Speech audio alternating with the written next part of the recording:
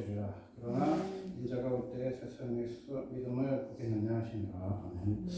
그러니까 이제 우리가 그 예수님 말씀에 통해서 마지막 때는 뭐예요? 참된 믿는 자가 없다는 거잖아요. 그 참된 믿음을 보겠냐 예수님 했잖아요. 근데 예수님이 참된 믿음에 대해서 강조하실 때 뭐가 참된 믿음이라고 얘기한 거예요? 그 가부가 하나님을 두려워하지 않고 사람도 무시하는 재판장에게 밤낮으로 원통함을 아뢰는 거, 그거 예를 들었잖아요. 그거 얘기를 하면서 하나님 자녀들이 밤낮 억울하고 원통함을 아버지 되시는 선하신 자비로우신 하나님 앞에 구하는 거. 근데 그 구하는 게 뭐예요? 마지막 시대에 끊어진다는 거잖아요. 마지막 시대에 끊어져. 그게 우리의 뭐야? 원통하는 거죠. 기도가 끊어지는 시대. 하나님 앞에 밤낮 부르짖는 하는 자녀들이 기도하는 게 끊어지는 게 뭐야? 사랑이 식는 거고, 참된 예배가 없는 거고, 하나님과 교제가 단절되는 거죠. 기도라는 것이 하나님과 밤낮 부르짖어야 되는 그 하나님의 자녀로서의 관계인데, 그것이 끊어져요. 여러분의 원통함은 뭐예요? 여러분의 마음이 아프고 섭섭한 게 뭐예요? 이 세상의 것이냐는 거예요. 이 세상의 거. 이 세상에 돈이 없고 뭐 배우지 못하고 뭐 사람들의 인간관계에서는 원통함, 억울함 있죠. 그게 이제 우리가 신앙이 어릴 때 생긴 그 감정이야. 사람이 누구를 아프게 하고 누구를 힘들게 하고 가난하고 돈 없고 뭐 사람 없고 이런 거 원통하잖아요. 근데 주님이 그 원통함을 넘어서는 원통함을 가지라는 거야. 그 넘어서는 원통함이 뭐냐? 하나님 앞에 기도하는 사람이 없는 원통함을 품어가냐는 거예요. 이 시대에 하나님 앞에 기도하는 사람이 없는 원통함을 여러분이 가져봤냐는 거예요. 이 시대에 뭐야? 기도하는 사람이 있어요? 없어요? 없다는 거야. 하나님 앞에 밤낮 불의한 재판장들 밤낮으로 찾아가는데 우리가 그 인내하시고 자비롭고 은혜로우신 주님께 밤낮으로 찾아가냐 말이에요. 근데 여러분이 밤낮으로 찾아가서 하나님 앞에 아뢰는 기도의 제목이 뭐예요? 이 세상의 것을 달라고 하나님 앞에 밤낮으로 아뢰니까? 그렇지요. 뭐 수능 때 뭐 40일 뭐 작정 수능 예배 뭐 그런 거 있잖아요. 그런데 그 우리의 원통함이 뭐냐는 거예요. 우리의 원통함이 참된 믿음을 지키기 위한 원통함이 있어야 되는 거죠. 아멘. 여러분 참된 믿음이 뭐예요? 마지막 때 사랑이 식어졌잖아요. 사랑은 왜 식어요?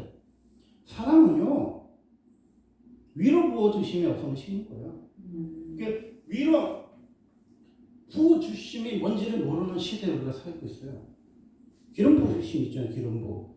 찬송에 기름 부으심이 있습니까?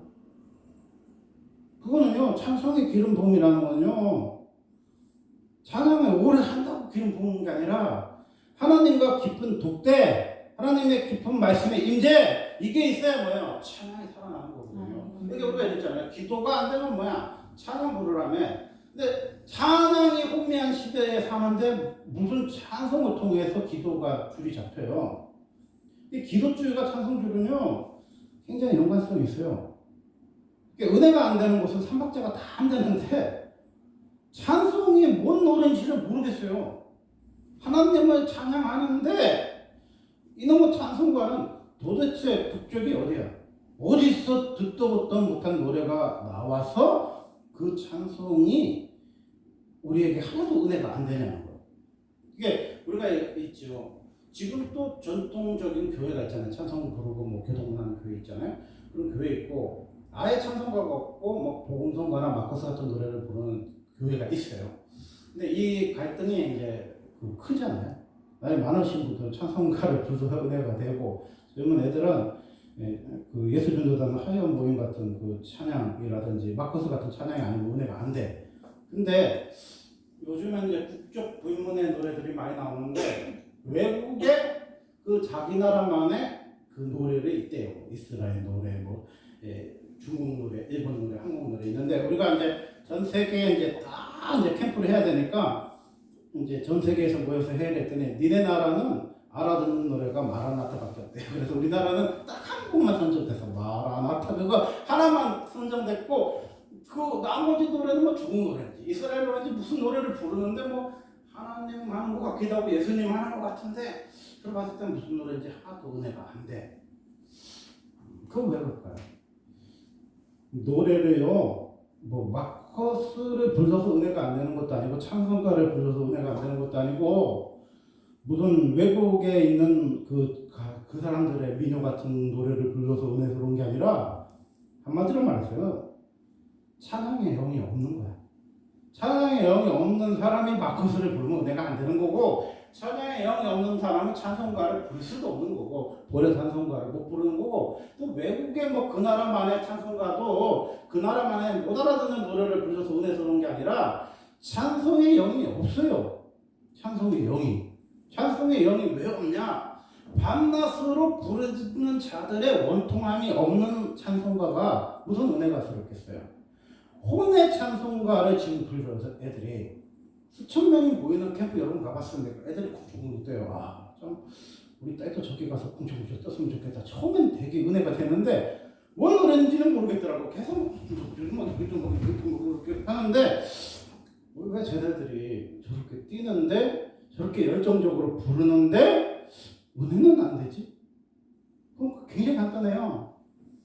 밤낮 부르짖는 자의 원통함이 없는 찬송가는요 하나님에게 상대되지가 않아. 하나님은 기쁘시가 있었고 하나님의 기름 부으심을 내릴 수가 없어요. 여러분 있잖아요. 기도 없는 찬송가는 뭐야? 공허한 거예요. 여러분 목소리로 부르지 말라 그러잖아. 소리로 부르라 그러잖아. 여기 소리. 세상 사람들은 많은 소는 혼적인 거. 뭐 박준영 씨나 뭐 양은석 이런 사람 또 소리로 부르라 그러잖아요. 세상 사람들이 이 목으로 찬양하는 게 세상 노래를 부르는 게 아니라 소리로 한다는데 우리는 소리 이 혼의 정서가 아니라 영의 영감인 거예요. 영감으로 찬송을 부르는 거예요. 영감. 그 영감은 언제 임하냐면요. 밤낮 부르짖는 원통함과 애통함과 영을 사랑하는 마음이 하늘에 닿아야 뭐예요? 이 원통함이 애통함으로 바뀌는 거야. 여러분 원통함이 뭐예요? 애통함이라는 거야. 하나님 앞에 부르짖지 않는 이 시대, 하나님 앞에 기도할 줄 모르는 세대, 하나님 없이도 살 수 있다고 생각하는 이 시대의 원통함이 여러분에게 있냐는 거예요. 여러분 마음이 아픈 게 뭐예요? 밤낮 부르짖지 않는 이 민족을 바라보면 마음이 아프잖아요. 밤낮 하나님을 찾지 않는 우리의 자녀들을 보고 우리의 남편, 우리 아내를 보면 마음이 아프잖아요. 종교 생활을 왜 찌들어서 살아? 왜 하나님 앞에 독대의 모습이라는 게 전혀 없어요? 400년 동안 예수 없이 살았잖아요. 이스라엘 백성들이. 그때 그들이 드리는 예배가 뭐예요? 바르게 제사하는 그 모습하고 너무 불쌍한 거예요. 그들이 아침부터 낮까지 바알을 불러요. 근데 응답이 없어.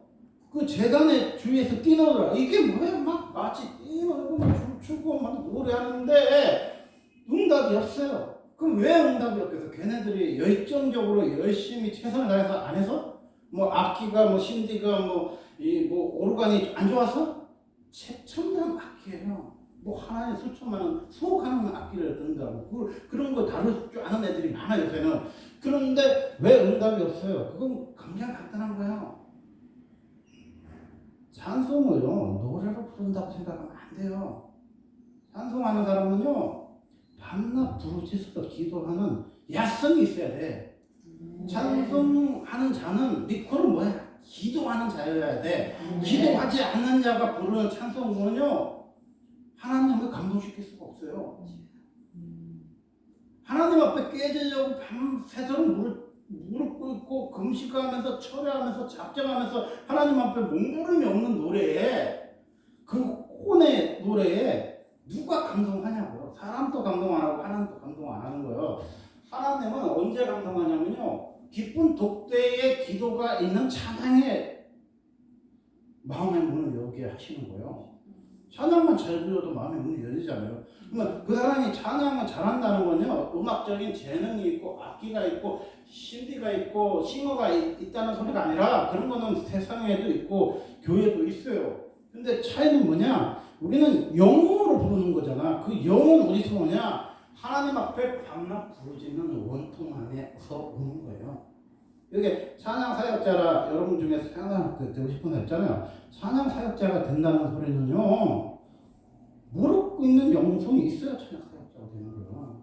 무릎을 꿇지 않는데 하나님 앞에 기도가 없는데 어떻게 그 찬송을 부르고 하나님의 신이 내리시겠어요? 하나님의 신이 감동하겠어? 하나님의 신이 영이 강하게 임하시겠냐고요. 그래서 우리가 뭐야? 하나님 없이 부르는 모습이 바래야 거예요. 그리고 이스라엘 백성들이 뭐야? 400년 동안 예수 없이 말하기부터 세례요한이 나타나기까지 400년 동안 하나님 없이 드렸잖아요. 하나님의 인이 없어. 하나님의 영광 없어. 하나님의 그 강한 능력이 없어. 그렇게 바리새인들이 그렇게 경건하게 올바르게 금식하고 철회하고 구제하고 또 뭐 기도하면서 성경 필사하며 살았는데도 그들의 심정이 왜 그렇게 몸이 건조하고 메마르냐면은 하나님이 만나주지 않아서 그런 거예요. 우리가 아무리 성경 필사를 하고요, 아무리 작정하고 금식하고 기도를 해도 하나님 없는 심령은 메마른 거예요. 메마른 강한 거예요. 이 세상에서 하나님 없이 막 사는 이방인들만 삶이 메마른 거 아니에요. 종교 생활하는 사람도 메마른 거야. 그게 이스라엘 백성들이 뭔 구분을 못했냐? 나는 육적인 아브라함의 자손이야.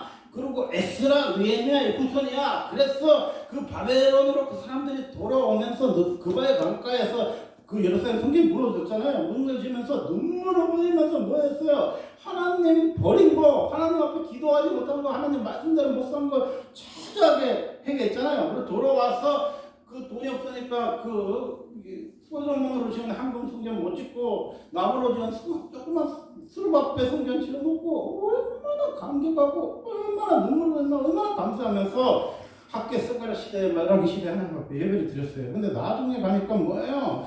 그들의 재물이 뭐 눈알 상하고 뭐 다리 부러지고 뭐 팔 부러졌다는 소리가 뭐냐? 하나님 앞에서의 진정성이 상실한 거죠. 진정성이 상실했어. 그래서 우리는 말하기를 11조를 내라, 뭐 창고에 뭐 보물이 쌓아준다 그런 정도로 생각하는데 말하기는요 11조 내라는 본문이 아니에요. 하나님 앞에서 예배를 회복하라는 거야. 하나님 앞에서 예배를 회복하지 않으면 뭐예요? 하나님이 교회 문을 닫아버린다는 거야. 그 교회 문이 닫힌다는 소리가 뭐냐면 예루살렘 성전의 문이 닫힌다는 소리가 아니라 예루살렘 성전에 하나님이 없다는 소리예요. 하나님이 안 만나준다는 거예요. 여러분의 삶이 하나님께 들어지는 삶이 아니면은 하나님이 예배를 닫아버리세요. 예배를 닫아버리면 뭐냐? 우리가 믿지 않는 사람과 같은 생활을 하는 거예요. 공허해, 허무해. 교회 생활하는 사람 중에 공허하고 허무한 사람도 얼마나 많이 있어요. 여러분 예수를 잘 믿어봐. 여러분 4시쯤에 집에서 나와. 그러면 여러분 남편 뭐 하겠어요? 일부 예배 드리고 라면 끓여 먹고 있겠지. 애들하고 모여가지고 축구 보면서. 그러면 그 생활이 얼마나 힘들겠어. 아니 마누라를 그냥 일주일에 딱 한 번 만나는데 마누라가 미쳐가지고 새벽 4시에 가고 한 11시, 12시에 뭐 여전대, 뭐 주일학교, 중고등부, 송가대, 찬양팀하고 여러분 들어봐요. 그런 여자하고 한 20년 살아봐. 얼마나 믿고 얼마나 싫고 얼마나 기분 나쁘겠어. 안 믿는 남편, 믿음 없는 남편이 주일에 얼마나 싫어하겠어. 아니 예배를 딱 들고 와서 회식도 딱 하고 맛있는 것도 먹고 치킨 먹으면서 축구도 보고 이러면 얼마나 좋아.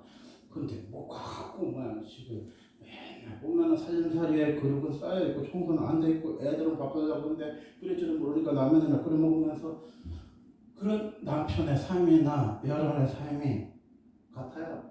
달라요? 같아. 왜 같냐? 여러분 예배만 많이 드렸을 뿐이지 기도하는 자리에 머물렀을 뿐이지 기쁨이 없어요.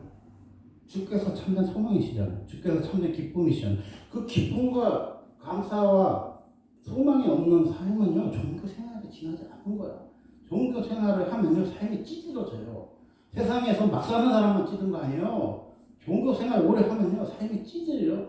여러분 눈만 뜨면 금식해봐요. 금식하면요 혼이 나가는 거야. 정신이 이렇게 컨트롤이 안 돼. 영이 있잖아요. 여러분이 아무리 의지가 강한 사람들 금식을 많이 하면요 몸이 컨트롤이 안 돼. 그러면 정신줄이 올 때도 있거든요. 금식을 많이 하다 보면 그러면요 몸이 힘들어요. 공황장애 같은 거, 불안장애 비슷한 게 느껴져요. 금식을 한 열흘 이상 하면 힘들어. 그게요. 금식 많이 하는 것도 뭐 영적인 하나님의 임재와 하나님의 축복만 있는 건 아니에요. 몸이 힘들면요, 몸도 회복시켜 가면서 금식도 해야 되는 거야. 그냥 몸이 안 따라주면요, 금식에 보면 정신줄까지 날 수도 있어. 혼적인 것도 무너질 수 있어. 영적인 것이 무너진 사람이 금식을 했는데 혼적인 것도 무너지는 거지. 그게 금식 잘못하면 나타나는 현상이거든요. 그래서 뭐 많은 전문가들이 목사님들이 말씀하신 금식은 뭐야?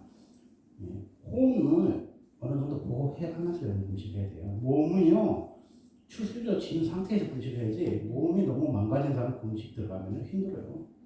홈까지 망가져. 영은 이미 멘탈로 나가버리는 상태에서 금식하니까 얼마나 힘들겠어요. 오늘의 말씀의 핵심은 뭐냐? 첫 번째로는 하나님과의 독대를 회복하라는 거죠. 열왕기상 17장 2절에 보면 여호와의 말씀이 엘리야에게 임하여 이르시되 아멘. 우리가 지금까지 한 번도 경험하지 못했던 것이 뭐냐? 여호와의 말씀이에요. 여호와의 말씀. 이게 3대 비극이 뭐냐면 찬양이 무슨 들고 뛰는데 바알에게 하는 사람들처럼 들고 뛰는데 하나님 임재가 없어요. 이 비극이잖아요. 이게 뭐 마커스를 해서 그런 건지 외국에 있는 노래를 불러서 그런 건지 찬송가를 불러서 그런지 사람들마다 다 뭐 찬송가 불러서 그렇다 마커스만 불러서 그렇다 뭐 외국 노래를 불러서 그렇다 서로 핑계를 대지만 사실은 기쁜 독대와 기도가 없는 찬양은 뭐야? 공허하다고 그랬잖아요. 근데 그 공허 중에 그 사람들이 왜 그렇게 공허한 신앙생활을 하냐면 하나님의 인재의 귀한 음성을 들어본 적이 없어요. 그게 아니 영이 깊은 독대의 기도가 없는 사람이 전하는 설교가 공허하지 않겠어요? 여러분 이 어디 집회나 어디 가면요 사람들이 90% 이상 보는 집회가 있더라고. 자기가 굉장히 열심히 이야기하는데 뭐라고 얘기를 하는데 사람 다 자. 그거 너무 힘들어요. 그런 사람들은 또 오래 해. 막 그냥 1박 2일 하는데 하루 종일 아침 6시 반부터 저녁 5시까지 밥 먹고 줄 서서 뒤돌아 셀 새도 없이 사람은 막 그냥 계속 들어가세요. 예배 시간입니다. 예배들. 그럼 가면 다 자. 막 힘들어해. 그 왜? 깊은 하나님을 못 만난 사람이 하는 설교를 들어주는 것만큼 힘든 게 없어요. 혼은요, 여러분을 감동시킬 수가 없어요. 여러분은 혼의 설교를 들으려고 온 게 아니에요. 혼의 이야기는요, 텔레비만 틀어도요, 뭐, 북한이든 뭐, 중동 정세고 그런 거 여러분 잘 맞춰갖고, 주파수 맞춰갖고 들으면요, 목사님이 굳이 뭐, 북한, 뭐, 중동, 이스라엘, 뭐, 예루살렘 소리 안 해도요, 더 전문가가 리얼하게 그것도 영상까지 보면서 여러분 들을 수 있어. 그러면 여러분이 주일날에 와서 뭔 소리를 듣고 싶어요? 예수님 말씀 듣고 싶은 거야. 예수님의 음성을 그 목사님이 하루 종일 밤이 맞도록 주님과 깊은 독대를 해서 밤낮 부르짖는 원통함과 애통함이 닿아서 하나님 만남 독대 하나님의 음성을 들은 이야기를 여러분이 듣고 싶은 거지. 여러분과 똑같이 분주하고 정신없고 이 세상을 헤매고 다니는 목사님의 설교를 듣고 싶은 건 아니잖아요. 근데 걔네들이 그렇게 찬양하는 애들이 평생 못 들어본 게 뭐냐면 하나님의 음성도 못 들어봤지만 하나님을 만난 목사님의 설교도 못 들어본 거예요. 여러분 봐봐요. 이 바닷물이 육지물이 바닷물로 바뀌면 여러분이 선택을 해야 돼요. 여러분이 잉어나 숭어가 되면 바다에도 살 수 있고 민물에도 살 수 있어요. 이게 숭어하고 잉어의 강점이거든요. 근데 여러분이 붕어는요 절대 바닷물에 담그지 않아. 바닷물에 담그면 죽어요. 붕어는. 근데 정말 오리지널 영이 맑은 사람은요 민물에 살지 바닷물 안 살아. 그 하나님의 오리지널 말씀 속에만 사는 사람들은요 뭐가 조금이라도 섞인 것 같은 말씀을 힘들어해요. 그냥 붕어를 그냥 바닷물에 넣어놓으면 죽어버려요. 죽어버리는데 그 민물에서 죽은 고기들은 이렇게 물 밖에 나와서 죽은 고기 말라 죽잖아요. 그러면 바닷물도 민물처럼 물은 많잖아. 그러면 민물에 있던 고기가 바다에 가서 죽으면 어떻게 하냐? 부어서 죽어요. 부어져 죽을 거야. 부어갖고 죽는단 말이야. 배가 터져서 죽는 거야. 이게 소화를 못 시켜서 죽는 거잖아. 그러니까 우리가 지금까지 가장 큰 혼돈이 뭐냐? 하나님의 음성을 못 들어본 목사님들 밑에서 설교를 듣는 거예요. 자기도 못 들은 하나님의 말씀을 전하니까 그 목사님도 얼마나 멘탈이 나가고 그런 목사님의 설교를 듣고 영의 찬양을 부르라는 게 무리지. 아니 말씀이 없는데 어떻게 영적인 게 나와? 영적인 찬양이 나오고 너무 당연한 거잖아. 근데 엘리야는 왜 위대한 인물이냐면 여호와의 말씀에 임했어요. 그게 선지자 시대가 왜 찬란하냐면은 하나님의 음성을 듣는 자가 남아있기 때문에 선지자 시대가 위대한 거예요. 근데 지금 선지자가 있냐 이렇게 얘기해보면 신약 시대를 살아갈 때 선지자가 없어졌잖아요.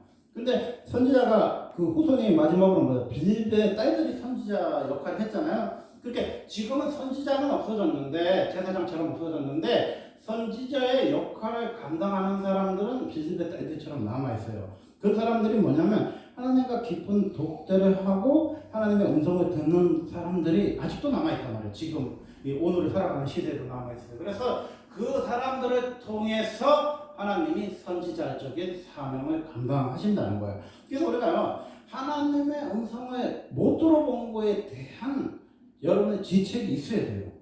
그러면 하나님의 음성은 뭐로 듣는데 뭐 소리로 듣습니까? 여러분이 소리로 음파 주파수로 들어요? 그렇게 듣는다고 생각하면 평생 못 들을 수도 있죠. 그럼 하나님의 소리는 뭐로 들어요? 말씀으로 듣죠. 말씀으로. 이게 여러분이 은혜를 받는 통로가 목사님의 설교만 내가 듣는다. 이거는 굉장히 불행한 믿음이에요. 뭐 아무리 유명한 목사님 설교를 수천 번 듣는다 해도 그 목사님이 그 본문을 해석해 주는 약간의 분량의 말씀이기 때문에 그거는 풍성하신 하나님의 말씀에 비하면요 비약한 거야. 그러면 하나님의 말씀을 직접 들으려면 어떻게 해요? 성경을 읽어야지. 그러니까 하영정 목사님도 그랬잖아요. 하나님 음성을 유기성 목사님, 하영정 목사님 뭐예요? 하나님 음성을 듣는 가장 베이스가 뭐야? 성경을 읽은 사람에게 하나님 말씀하시는 거예요. 여러분이 하나님이 뭐라고 말씀하시는데 그게 하나님 소리인지 마귀 소리인지 자기 음성인지 여러분 분간해요? 분간 못해요. 저도 오랫동안 레마 사역했지만 가끔은 이 레마가 나한테 말하는 건지 얘한테 말하는 건지 헷갈릴 때가 있어요. 그거 있잖아요. 그 해를 품은 달에 보면은 그 연우가 그 머리가 됐잖아요. 근데 이제 생각이 익혀져. 이렇게 생각이 익혀지는데 얘가 이게 내 생각인지 그 연우라는 애의 생각인지를 구분을 못하잖아. 그것처럼요 하나님의 말씀도 정리하는데 몇십 년 걸리거든요. 음성이 들린다고 해서 그게 다 하나님의 소리는 아닌 거예요. 자기 음성도 있고 마귀 음성이 있어요. 그래서 하나님 음성이 들렸을 때 하나님 내 말을 주는데 이게 나한테 주신 내 말인지 얘한테 주신 내 말인지도 사실은 좀 구분이 안 가. 왜냐면 하나님이 나를 통해 줬기 때문에 나한테 주신 말씀 같기도 하고 또 어떨 때는 다른 사람에게 말씀하라고 전해주는 것 같기도 하고 그럴 때가 있어요. 근데 더 깊이 기도하면 이거는 나한테 준 거고 이거는 저 사람한테 준 거고 나를 구분하는데도 굉장히 시간이 많이 걸리는 것처럼 여러분이 뭐야? 하나님의 말씀 속에 살아야 되는 거죠. 그러면 여러분이 이제 어디 선교사로 가. 그럼 뭐 현지어를 익히고 문화를 배우고 뭐 하잖아요. 근데 외국에 선교사로 가는 사람이 선택해야 할 가장 필수 과목이 뭐야? 성경이요. 여러분 성경을 모르고 뭐 가서 뭘 선교를 할 건데 여러분? 뭔 얘기를 할 건데 사람들한테? 그러니까 예수의 말씀이 테스트예요. 본문이야. 그러니까 하나님의 말씀이 능통해야 돼. 하나님 말씀이 여러분의 삶의 기준이 돼야 되는 거예요. 여러분의 말씀의 기준이 하나님 말씀이어야 돼요. 그래서 말씀을 계속 읽다 보면 뭐야? 그 본문의 테스트가 보이죠. 본문의 테스트가 어떻게 보여요? 단어가 보여요. 단어가. 그런즉, 그러한즉, 그러므로 그러나 이렇게 그 단어 하나만 보여도 말씀이 풀리잖아요. 호련히 뭐 이런 단어 그리고 뭐 또 이거에 막 은혜 받는 사람도 있잖아. 그렇게 본문의 단어. 그래서 우리가 이게 하나님의 음성 그 예수전도단에서 중보기도 들어갈 때도 보면 뭐 하나님이 이렇게 하신다 이렇게 문장이 보이는 게 아니라 단어가 보인다고. 믿음, 소망, 사랑. 그럼 이것도 안 보이는 사람은 뭐냐? 색깔이 보이는 거지. 뭐 파란색, 빨간색, 검정색. 그렇게 미진자매가 수준이 지금 뭐 이렇게 영적 전쟁 하다가 왕의 대적으로 넘어가서 대가가 되셨는데 그분 처음에 하나님한테 받은 게 뭐냐면 무슨 내마의 말씀을 듣고 분별하는 수준이 아니라 이제 장로님도 이렇게 이런 분들하고 장사를 하는데 뭐 예를 들어서 푸른색이 보이면 이 사람은 시질한 사람이야. 근데 검정색이 보이면 이 사람은 속이 시커먼 사람이야. 이 정도로 구분하는 거예요. 근데 이 사람은 그래도 대단한 게 뭔가를 장사를 하려면 2시간, 3시간 담그죠. 담고. 그래서 이 사람은 검정색이야. 장사하면 안 돼. 쏘면 망해. 이 사람은 푸른색이야. 그래서 이 사람들이 막 초라하고 금식하고 막 기도했어요. 밀리장 처음에. 근데 하다 보니까 막 수요일에 바쁜데 어떤 장로님이 미진자매 뭐 그냥 안 가도 돼 막 그런다는 거야. 그래서 쓱 안 갔어. 그리고 주일날에 한 번도 고신 사제라고 빠진 적이 없는데 주일날 저녁도 쓱 빠졌어. 그리고 평생에 들었던 새벽 예배도 쓱 빠졌어요. 그러다가 그 사람 어떻게 갔어요? 골로 갔죠. 왜 골로 갔어요? 빨간색인지 파란색인지도 구분 못하니까 망해버린 거예요. 사람들이요. 그 사람 20대에 그 친구가 그 아빠가 5억인가 꽂아가지고 장사했잖아요. 근데요, 그 사람이 상대하는 사람 말이야. 50대, 60대는 말이야. 능구름이 같은 사람들하고 상대를 하잖아요. 그럼 자기가 아무리 똑똑하고 잘난 20대 자매라 해도 그 능구름이 같은 그 장로님들 그 위에 있는 세대분들한테 시들이 안 해요. 시들이죠.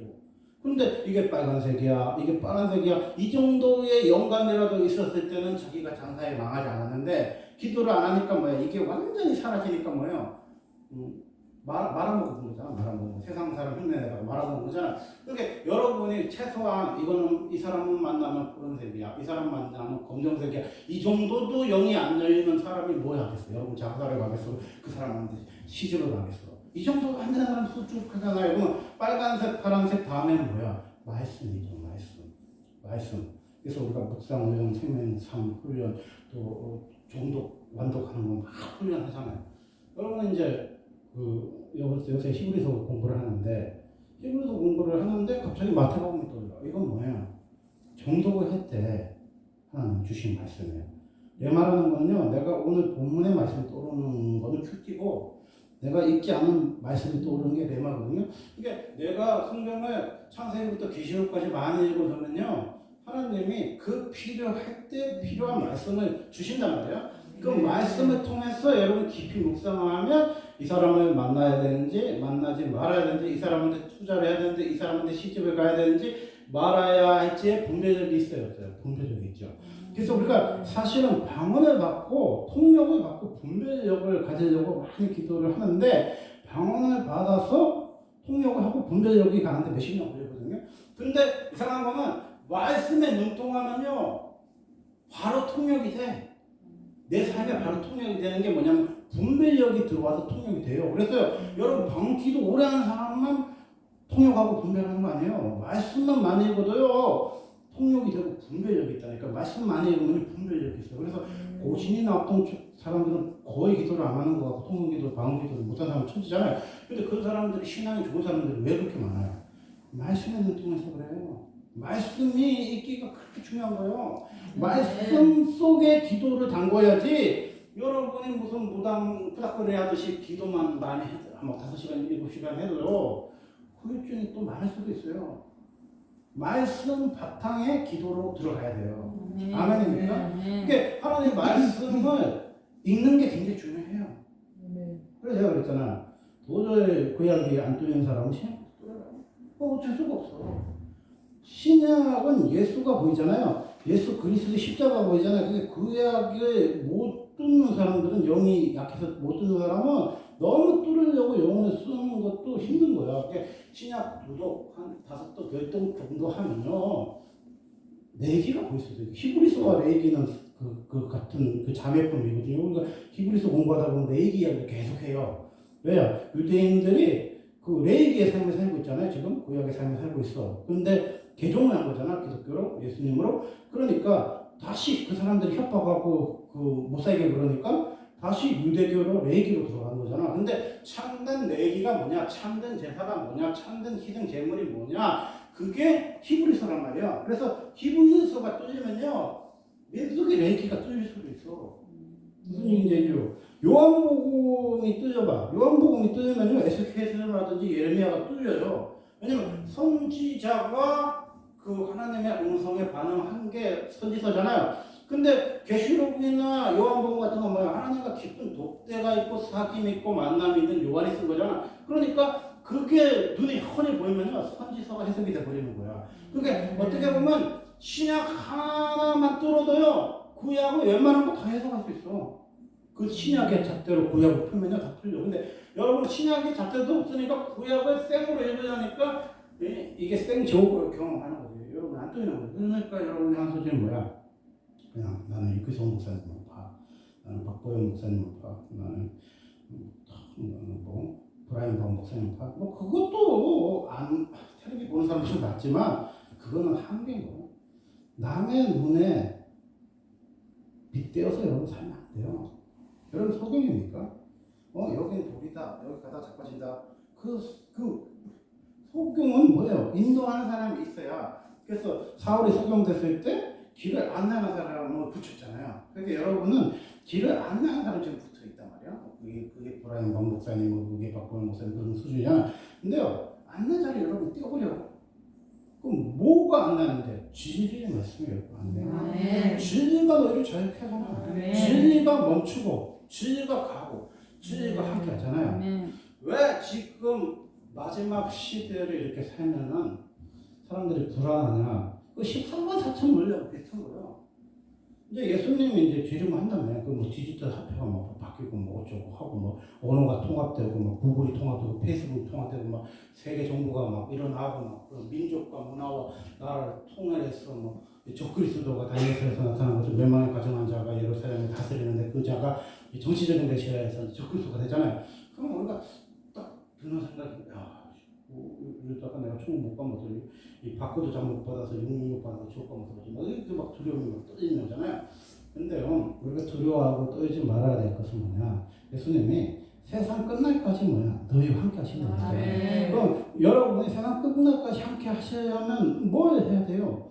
말씀의 기근을 벗어나야 돼요. 아멘. 여러분요, 말씀이 풍성한 거 있잖아요. 주의 인자는 끝이 없고 주의 자비는 영원하다고 했잖아요. 그러니까 예레미야 시대에 성전이 무너지고 왕궁이 무너지고 왕비가 잡혀가고 왕이 눈이 뽑히고 왕의 아들들이 그 죽음을 당하는데도 예레미야 뭐야? 풍성하신 주님이잖아. 말씀이 풍성한 거는요 삶의 고난이 그 심한 거하고 비교할 수 없는 거예요. 삶에 여러분 고난이 있잖아. 근데 그 여러분의 말씀이 주의 인자심이 강하게 임하면 뭐예요? 소망이 생기는 거잖아. 근데 여러분의 삶이 그 빈약한 거는 삶의 환경이 빈약해서 빈약한 게 아니라 말씀이 메말라 버렸기 때문에 같이 맞물려 가는 거예요.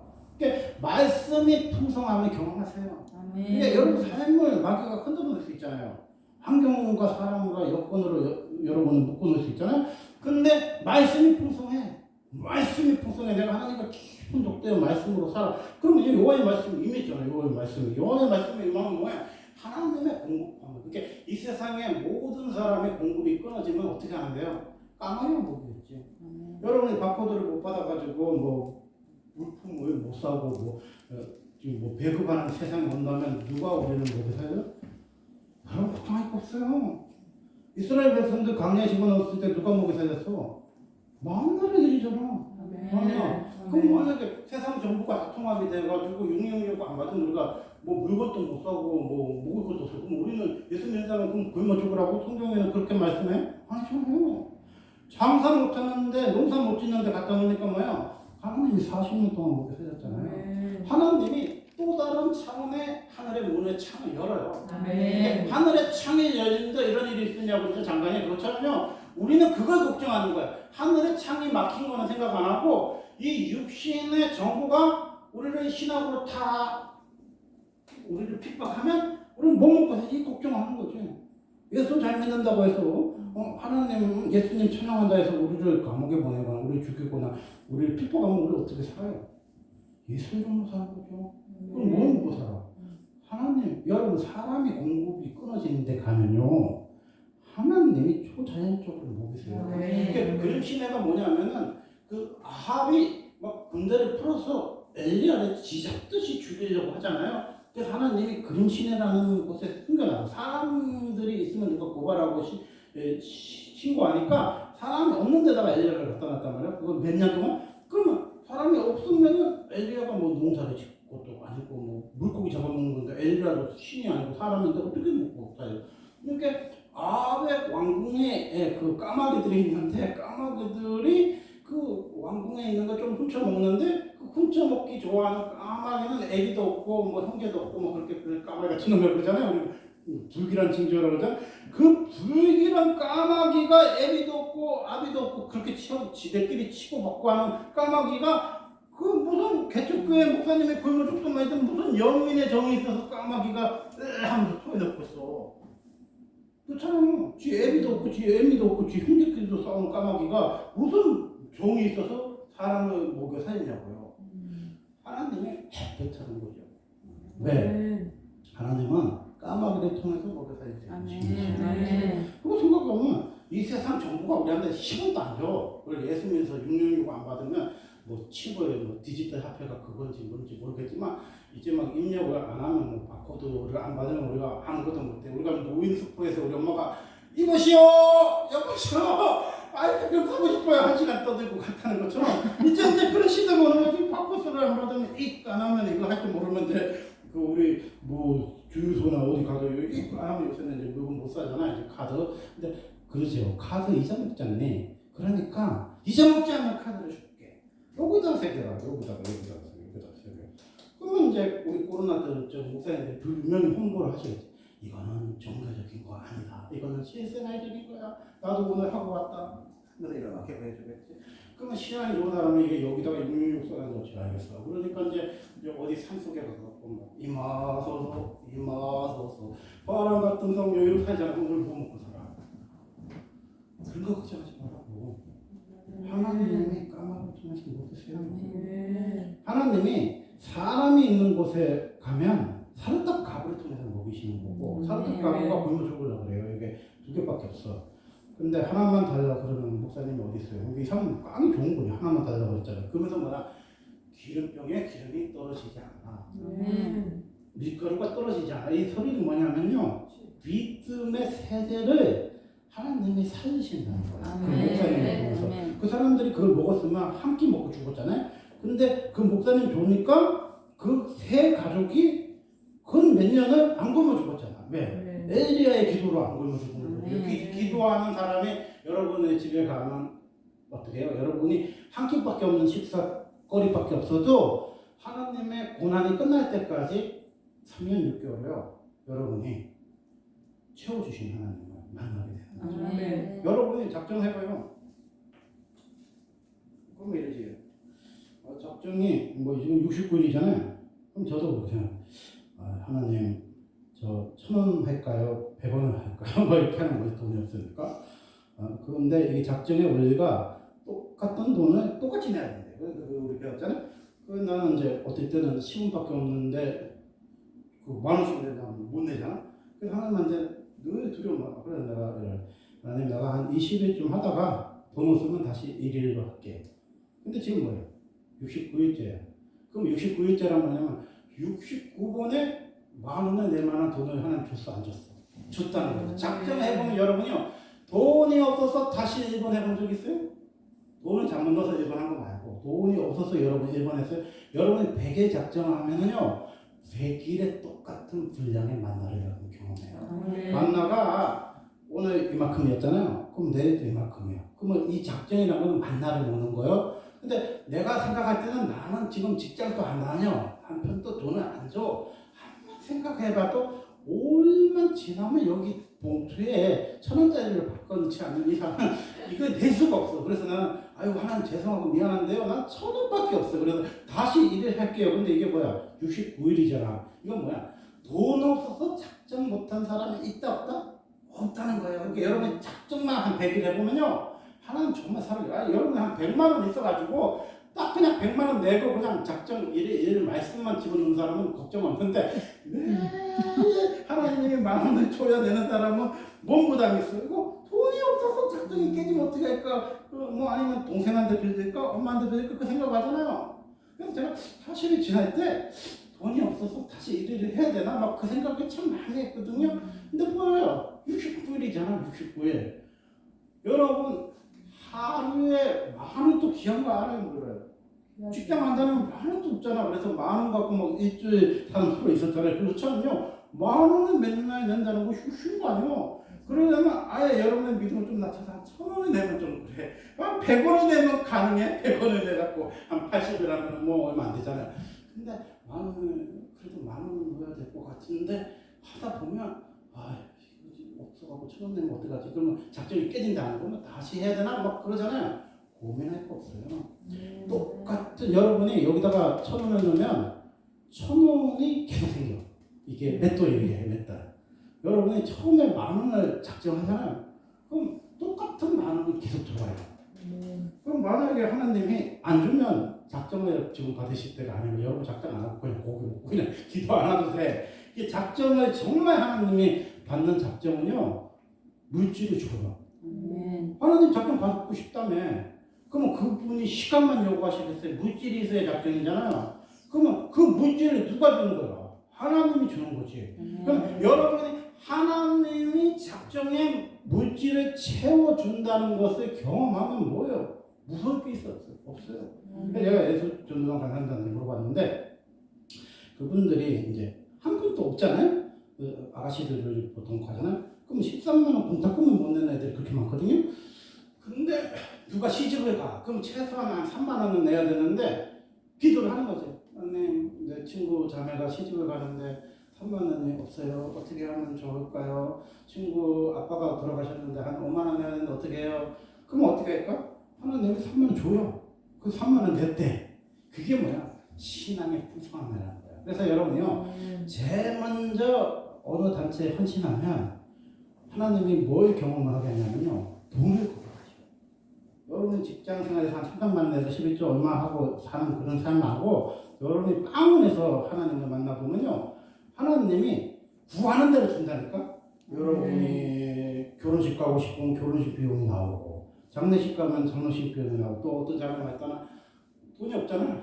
그럼 하나님, 포도가 먹고 싶어요. 포도가 먹고 싶어요. 그러면 다음날 포도가 이렇게 딱 보여있어. 이게 그 윤석열 목사님 얘기했잖아요. 삼각산에 포도가 어딨어? 있어요? 없어요? 없잖아요. 근데 하나님, 포도가 먹고 싶어요. 그랬더니 산에서 메아리가 되는데 여보시오! 여보시오! 그랬어. 왜요? 그러니까 포도 먹고 싶으세요? 그러니까 예! 그랬더니 포도송이를 준 거야. 그래서 이 사람이 이런 거지.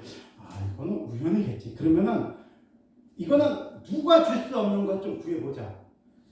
그 예를 들어 강남 제과점에 있는 수제빵, 이거는 그 흔히 있는 빵이 아니잖아. 거기만 가야 하는 특수한 빵이잖아. 요걸 먹고 싶다고 하나님 한번 구해보자. 그러면 진짜 강남 그 제과점에 있는 수제빵을 진짜 하나님 주나? 하고 테스트를 했는데, 테스트를 한 건 아니겠지만 그렇게 구했는데, 여보시오! 여보시오! 이 사람이 그러고 예! 했더니 혹시 빵 먹고 싶으세요? 그래서 가서 보니까 이거 길거리에서 파는 마트의 빵이 아니야. 강남 그 제과점에 있는 그 장인이 만든 수제빵이야. 그걸 삼각산에서 어떻게 받아 먹어요? 그러니까 기도가 재밌는 거지. 기도가 재밌는 거야. 네, 뭐야? 은혜 구원에게 은혜 주님이잖아요. 여러분 포도 먹고 싶을 때 포도의 주님. 그러고 방무선 사모님이 뭐 피자 먹고 싶고 그랬더니 갑자기 막 피자가 막 이만큼 들어왔다 그랬잖아요. 하나님이 여러분 먹고 싶은 거 하나 못 주시는 하나님 아니에요. 여러분이 얼마든지 직장을 하나님 그만두고 하나님 앞에 헌신할 때는요, 기도만 시켜도요, 포도 먹고 싶으면 포도 주고, 그리고 소라스 화장품 쓰고 싶고, 여러분이 쓰고 싶은 립스틱 색깔도 안다 모른다? 하나님 알고 제품도 안다 모른다? 이게 믿은 자매가 처음 훈련 받을 때 무슨 놈 화장품을 딱 줬는데 이거 하나님이 너한테 주신 거니? 했더니 믿은 자매가 이거라도 쓰라고 하나님 줬다고 그랬더니 그 언니가 인상을 쓰면서 너 많이 변했구나 그랬잖아요. 그런데 며칠 전도 보니까 소라스가 들어왔는데 원제품 소라스가 비싸잖아요. 그게 아니라 샘플의 소라스가 들어왔다고 그랬잖아요. 하나님은요, 내가 쓰는 화장품이 소라스인지 알아요. 내가 피부에 안 맞아서 무슨 샴푸를 써야 되는지 비누를 써야 되는지 하나님 안다 모른다? 알아. 그리고 내가 쓰는 립스틱 색깔이 무슨 립스틱인지 하나님, 우리 남편 잘 모르지만 하나님 알아 몰라? 알아요. 그래서 하나님은 뭐예요? 좋으신 분이죠. 좋으신 분이에요. 그 하나님을 만나면 여러분 삶이 뭐예요? 풍성해져. 그러니까 풍성한 사람이 부르면 뭐예요? 그게 맞고 사는 거예요. 풍성한 사람이 말씀을 전하는 거야. 그게 말씀의 기도. 지금 시대에 왜 말씀을 혼미하냐? 하나님의 음성을 못 듣는 사람이 설교를 하니까 혼미하고, 하나님의 음성을 못 듣는 사람이 찬양하니까 찬양이 혼미하고, 하나님의 음성을 듣지 못하는 사람이 기도를 하니까 기도가 혼미하고. 말씀에 들어가겠습니다. 예수님이 뭐라고 그랬냐? 마태복음 24장 30절에 보니까 그들이 인자가 구름타고 능력과 큰 영광을 오는 것을 보리라. 아멘. 여기 예수님이 구름 타고 능력과 영광으로 오시잖아요. 근데 구름 타고 영광으로 오는데 우리가 거기서 내가 한 60kg 되는데 어떻게 내가 무거운데 드신 받을까 걱정할까 말까? 걱정할 필요가 없어요. 하나님이 이게 초월해. 이 구름이 여러분이 이게 하면 가라앉겠지만, 중력으로 보면 가라앉겠지만, 하나님이 우리를 뜨게 하신다 말이에요. 뜨게 하셔. 뜨게 하는데 제가 이렇게 봤을 때 사람들이 왜 5분을 기도하지 못할까? 왜 못할 것 같아요? 그렇게 방방 뛰는데, 수천 명이 방방 뛰는데 그렇게 찬양을 뜨겁게 해놓고 기도합시다. 그러면 2분 지나면은 기도를 못해요. 그러니까 또 나라문적으로 해서 기도.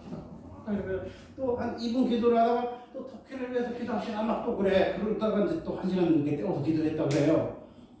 여러분 논수적으로 기도해봤어요? 5분, 10분, 20분, 30분? 그건요, 영이 열리지 않으면 못해요.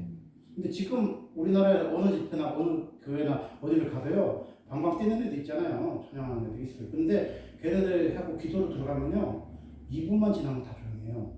그리고 예배 끝나면 2분만 지나면 다 가버려. 왜? 한 번도 기도의 영에 담가본 적이 없어요. 기도의 영이 담겨져 있지 않은 한국교회가요, 가장 지금 풍성하면서 빈약한 거예요. 옛날에는 배고픔에 빈약했지만 지금은 배가 부른 세대잖아요. 근데 기도의 영이 없어졌어요. 그래서 5분, 10분을 기도를 하는 게 뭔지를 몰라요. 이게 한국교회의 가장 큰 비극인 거예요. 그러면 기도를 깊이 하는 교회가 이 세상에 있다면 그게 뭐예요? 영적인 그게 배들인 거예요. 영적인 그림신의 거예요. 그러니까 여러분요, 내가 영적 공부해. 그러면 뭐야? 기도가 잘 되는 장소를 찾아야 되잖아요. 거기서 작정하고 후회를 받는 공동체 생활하는 게 필요하잖아요. 근데 기도가 잘 된다는 건 뭐야? 하나님이 강하게 임재를 한다는 거예요. 이 있잖아요. 영이 강하게 빨려 들어가면요, 이 종을 쳐야 기도가 중단되는데, 보통 교회는 종을 안 쳐도 2분만 지나면 다 고요해. 그러니까 다시 육체가 정리고, 그러다가 또 기도시키면 또 조용해. 왜? 평생의 기도 훈련을 안 받아본 거예요. 그럼 왜 안 받아봤나요? 자기도 기도를 안 하는 목사님은 어떻게 제자들을 훈련시키겠어?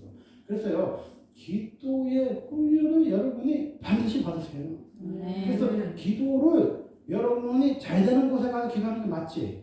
그러면 나중에 가면 여러분이 가는 곳에 기도가 잘 된다. 아멘. 이게 여러분이 가는 곳에 뭐예요? 기도처를 세워지는 거야. 이게 이슬람 사람들의 수준이 뭐야? 그들은 먹고 살기 위해서 한국 온 거 아니라니까요.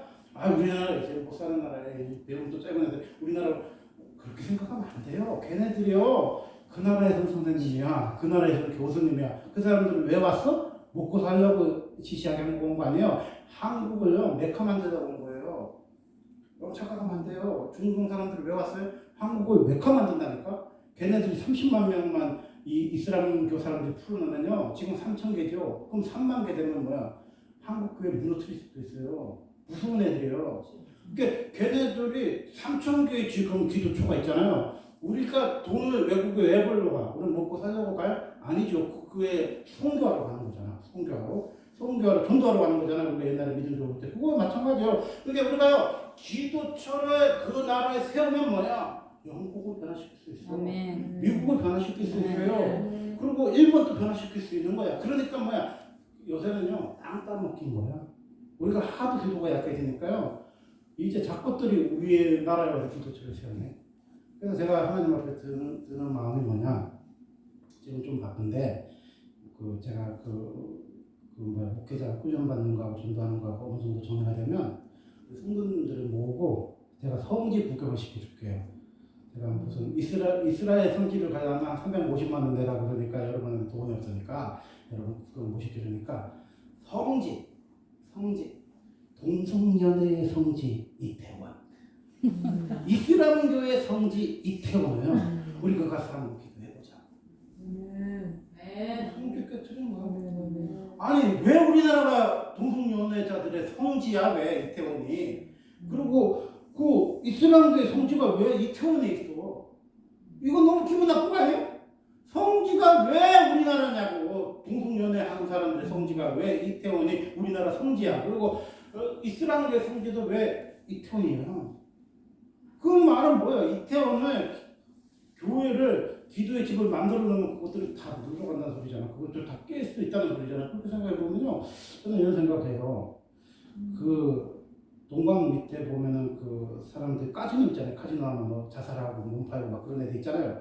거기다가 기도의 집을 하나 만들고 싶은 마음이 있어요. 제가 또 시간 나면 거기 가서 기도 좀 했으면 좋겠어. 자살하고 몸 팔고 또 돈 생기면 앵벌이하는 애들. 거기 뭐야, 하나님 없잖아. 거기다 하나 만들고. 이태원에 가서 또 뭐야, 그 할로윈 되자고 사람 죽고 얼마나 또 슬프고 막 인생이 힘들었어. 그곳에 뭐가 있어요? 주님의 사랑이 이곳에 임하시기를 기도합니다. 주님의 평화가 이곳, 이 우리 큰빛교회만 하나님의 평화와 샬롬이 임하는 곳이 아니에요. 우리가 이태원에 가면요, 이태원이 민족의 성지가 되는 거예요. 그러니까 이태원에서 기도하면요, 이태원이 변화될 거예요. 카지노 있는데 우리가 가서 기도하면요, 그 카지노의 자살의 영이, 가정을 깨지는 영이, 도박의 영이 끊어집니다. 그래서 우리가 가는 곳마다 하나님의 통치가 되고, 하나님의 주권이 회복되고, 하나님의 다스림이 되고, 가인이 가는 곳마다 하나님의 낯을 피하고 정처 없이 유리하고 방황하고 그 사람들이 죽을 것 같은 두려움 속에 있다면, 예수 믿는 사람이 가는 곳마다 뭐야, 하나님의 보호하심과 인도하심이 있는 거예요. 그래서 가나안 땅에는 원래 하나님의 인도하심과 보호하심이 없었잖아요. 근데 아브라함이 가면서 하나님이 가나안 땅이 뭐야, 적합 끓는 땅으로 만들어준 거야. 하나님의 인도하심과 보호하심이 있게. 그래서 우리는요, 어디 갔다 나면요, 그것이 민족의 성지 돼요. 그곳이 하나님의 기름 부심 강하게 임하여. 여러분은 이태원에 가서 살아도 걱정 없고, 카지노 있는 데 가서 살아도 걱정 없어.